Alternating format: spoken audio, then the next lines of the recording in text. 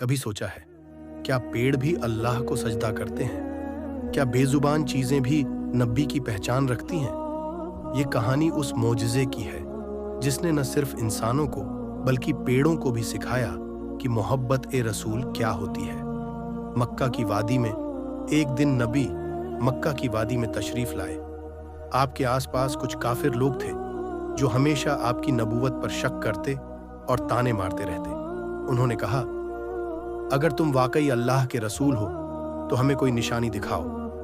नबी ने बहुत सुकून से फरमाया, अगर मैं उस दूर खड़े दरख्त को बुलाऊं और वो मेरे पास आ जाए तो क्या तुम ईमान लाओगे? उन्होंने कहा, हाँ, अगर ऐसा हुआ तो हम जरूर ईमान ले आएंगे। नबी की पुकार।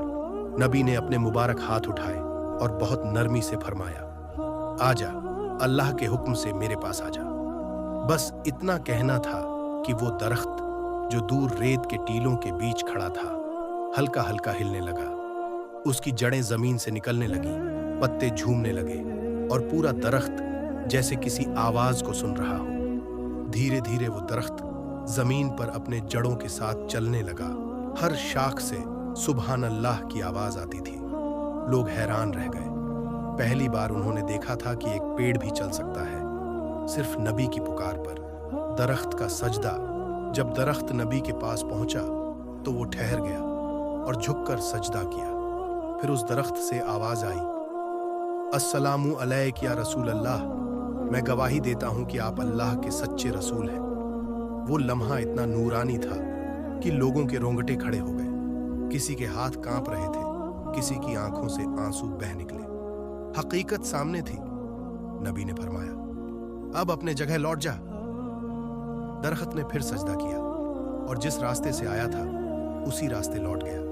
वो जमीन पर चलता हुआ वापस गया, जैसे उसने कोई फर्ज अदा कर दिया हो। कुछ लोग वहीं के वहीं ईमान ले आए क्योंकि उन्होंने हक अपनी आंखों से देख लिया था। लेकिन कुछ दिल ऐसे भी थे जो जिद्दी थे। उन्होंने कहा, ये तो जादू है। नबी का जवाब। नबी ने बहुत सुकून से फरमाया, जो दिल हक़ को पहचानना नहीं चाहता उसके लिए 1000 निशानियां भी काफी नहीं। आपने आसमान की तरफ नजर उठाई और कहा, अल्लाह की हर मखलूका मुझ पर दरूद भेजती है, बस इंसान ही है जो गाफिल है। सबक और असर सोचो, जब एक दरख्त भी नबी की पहचान कर सकता है तो हम क्यों गाफिल हैं? वो दरख्त तो बेजुबान था मगर उसने मोहब्बत और पहचान दिखा दी। और हम जिनके पास दिल और जबान दोनों हैं, क्या हम भी उस पेड़ की तरह सजदा नहीं कर सकते? अंतिम जुमला, जिस दिल में मोहब्बत रसूल हो वो कभी सूखा नहीं रहता, क्योंकि उस दिल को खुद अल्लाह सींचता है।